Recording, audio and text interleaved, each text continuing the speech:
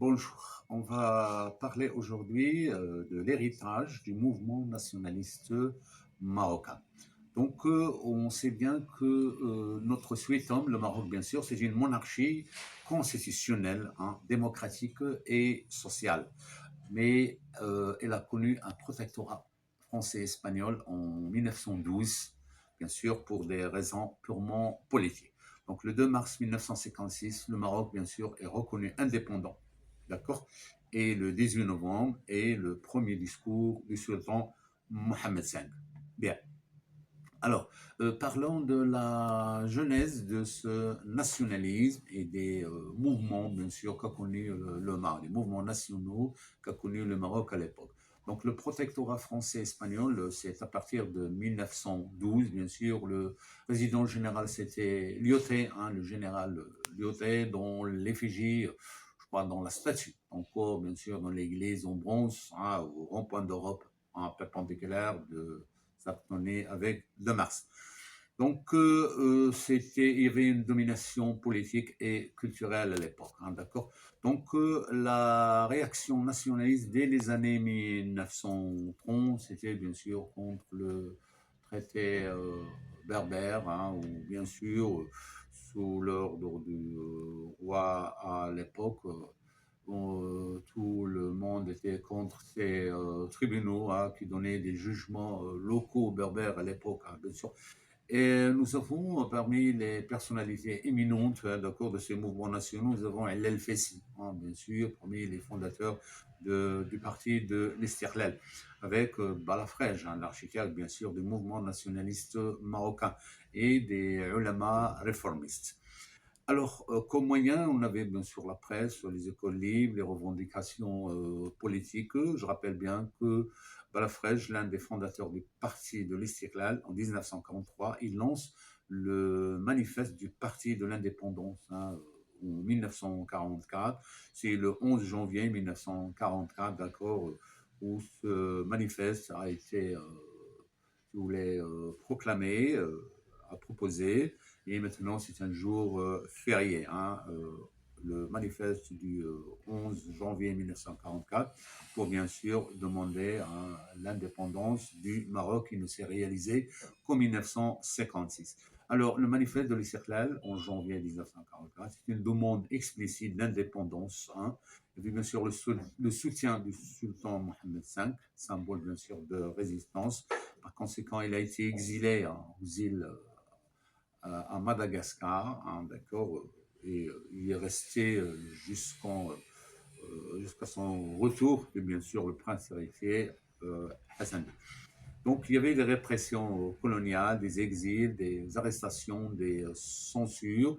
Bien sûr, au moment de l'exil de Mohamed V, il y avait un préposé, un roi préposé, c'était, je crois, son oncle, Ben Arafat, mais il a été tout de suite enlevé, si vous voulez, du trône. Donc le résultat, c'est l'indépendance le 2 mars 1956 avec une fondation du syndicat, l'Union marocaine du travail, par Mahjoub Ben Sabir, le 20 mars 1955.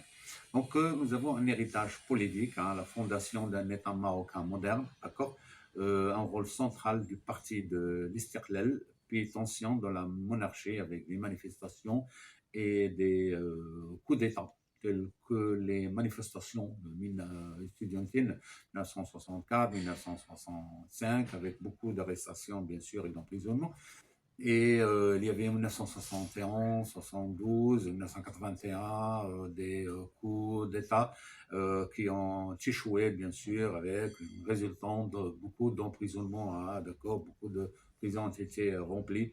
Donc il y avait ce qu'on appelle les années de plomb, hein, en opposition aux années, bien sûr, après de réconciliation. Donc c'est un conflit entre pouvoir royal et opposition nationaliste. Donc c'est le début de la vie politique, bien sûr, après pluriel. Hein.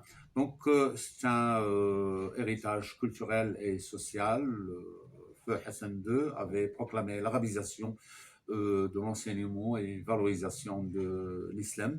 Il avait même arrêté la revue Souffle, hein, qui a été fondée bien sûr par de grands écrivains marocains tels que Abdelkaf Habib, Al-Kbir Khatibi, Mustafa Nissabouri et Mohamed Khairdin, hein, Mohamed Khairdin qui disait qu'il n'y avait pas de l'eau à boire, il y avait la faim, il y avait la soif. Par conséquent, le roi Hassan II avait construit 122 barrages jusqu'à aujourd'hui, et même plus avec bien sûr l'avènement du roi Mohamed VI. Alors, je disais qu'il y avait une mise à l'écart de la majorité, un essor de l'éducation, bien sûr, et des syndicats. Donc, le roi Hassan II avait arrêté la revue Souffle parce qu'il y avait beaucoup de revendications populaires et populistes même. Mais en 1972, lui, il est devenu le président du comité Al-Quds, avec bien sûr deux caisses, l'une en Égypte et l'autre au Maroc, pour récolter des fonds, bien sûr, au profit de la cause palestinienne.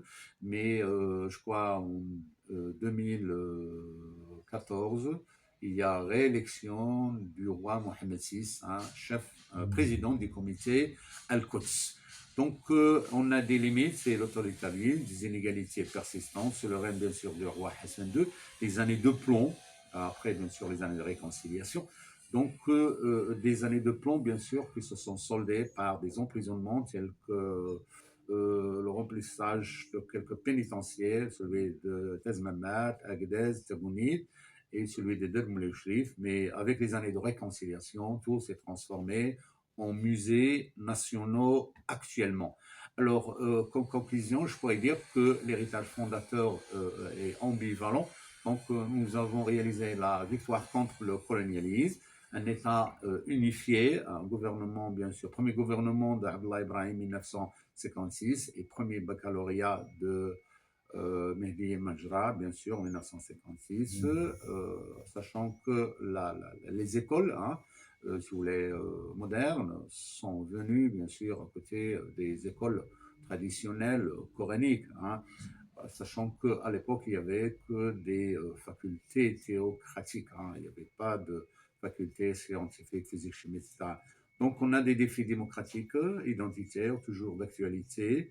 Donc, c'est la valorisation maintenant du patrimoine national, une monarchie constitutionnelle, démocratique et sociale qui est notre suite, le Maroc. Merci.